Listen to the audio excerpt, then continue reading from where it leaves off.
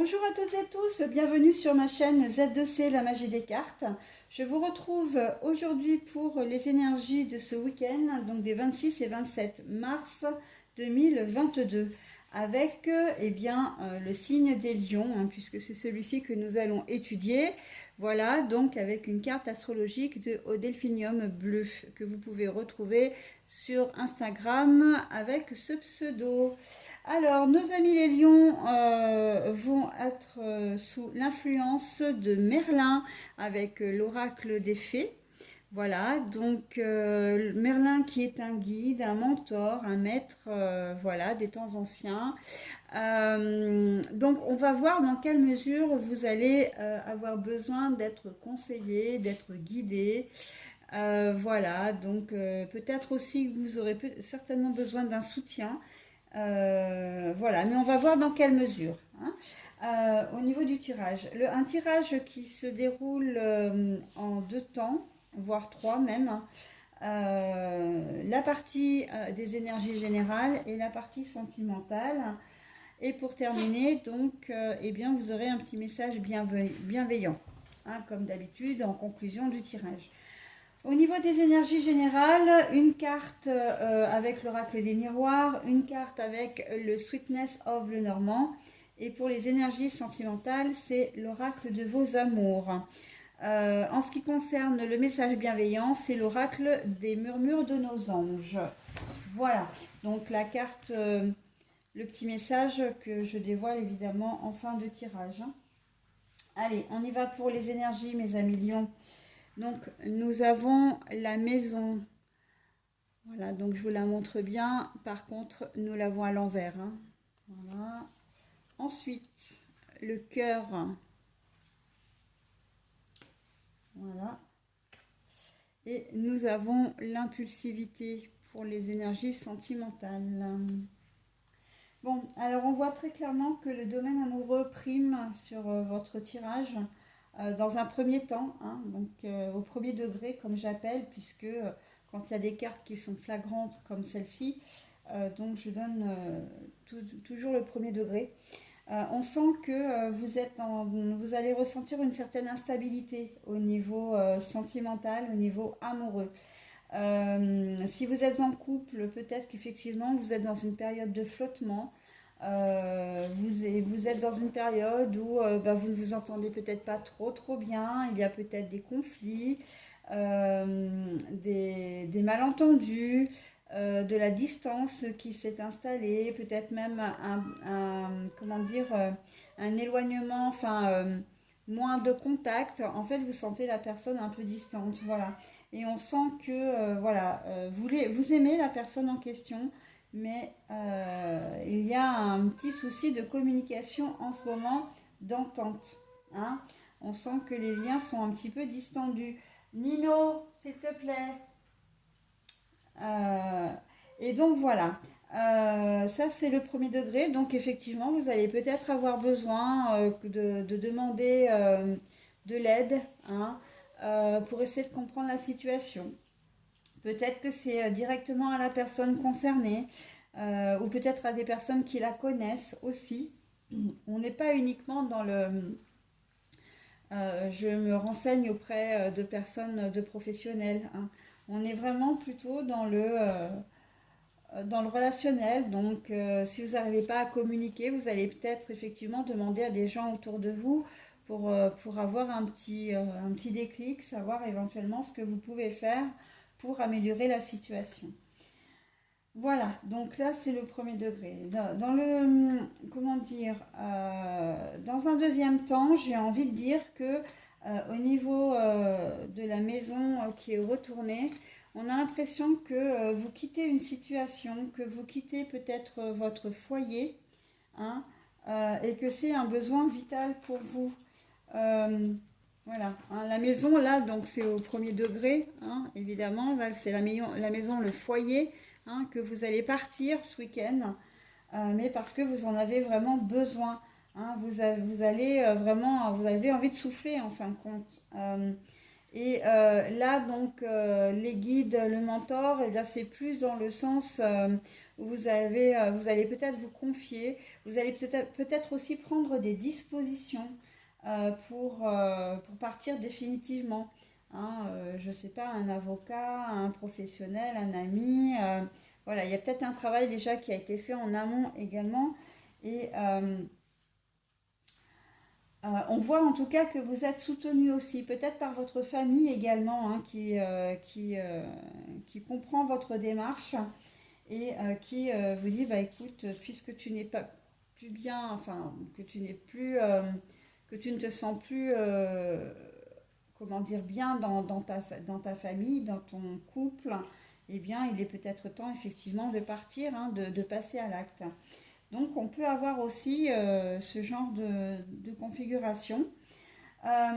J'entends aussi que vous vous séparez peut-être d'un bien, hein, d'un appartement ou d'une maison. C'est un bien que vous aimiez bien au départ, hein, vous étiez bien.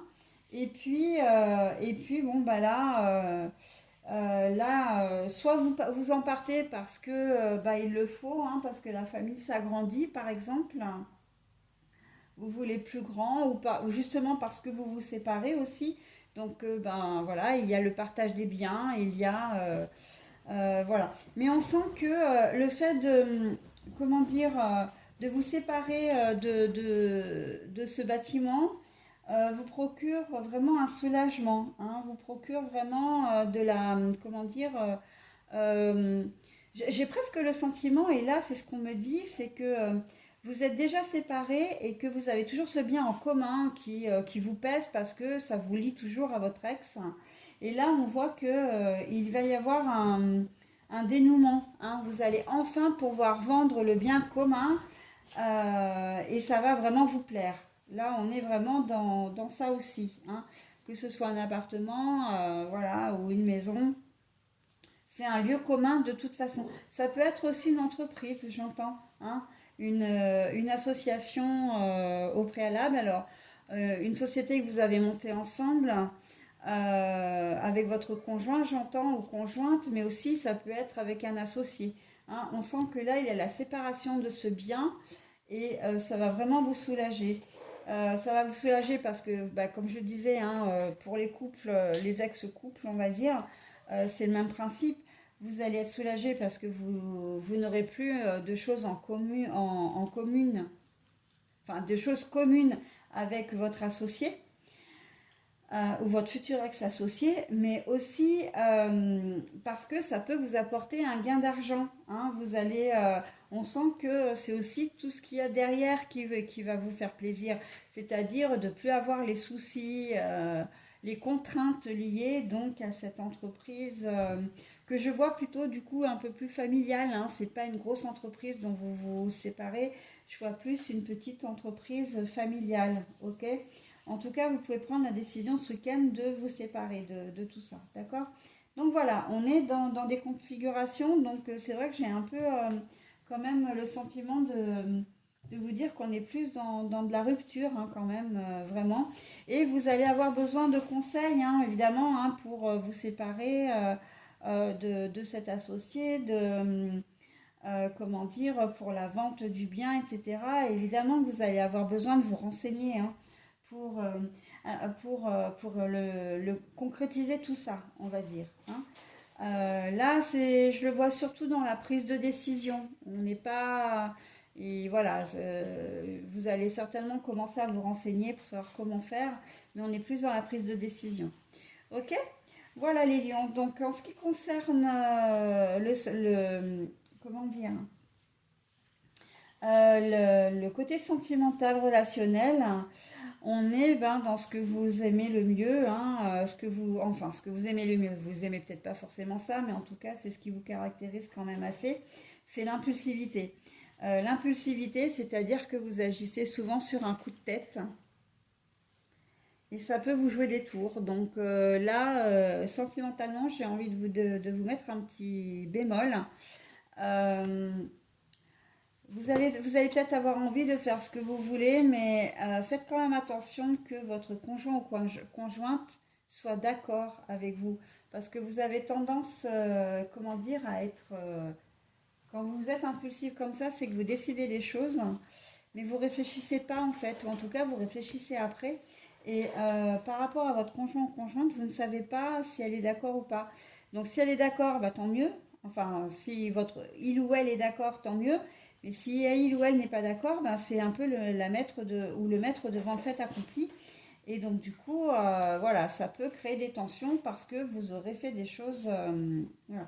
Mais là, l'impulsivité, pour les célibataires, j'ai envie de dire que vous avez peut-être pas envie de sortir au cours du week-end et puis, enfin, vous avez décidé de pas sortir et puis hop, d'un coup, comme ça, un soir, vous avez téléphoné à un copain ou une copine en disant, bah, tiens, j'ai envie de sortir finalement, est-ce que tu viens avec moi? Et puis vous faites une rencontre et puis voilà. On est plus sur de l'aventure, hein, l'aventure d'un soir, l'aventure d'un week-end. Mais voilà, on est sur ce type de relation. Sentimentalement, si vous êtes en couple, je vois plus de l'impulsivité. Pourquoi pas de dire à votre conjoint ou conjointe, bon bah écoute, prépare une petite valise, on part. J'ai réservé un truc là. Une chambre d'hôte ou voilà, et maintenant en plus là on est sur le premier week-end du comment dire du changement d'heure. Donc voilà, les jours vont normalement rallonger un peu, il va faire jour plus tard en tout cas, et donc du coup vous allez vouloir profiter de ce week-end, hein. C'est un peu style je te fais une surprise, hein. Voilà, pour d'autres, d'accord. Donc on a quand même du pour et du contre, hein, avec l'impulsivité.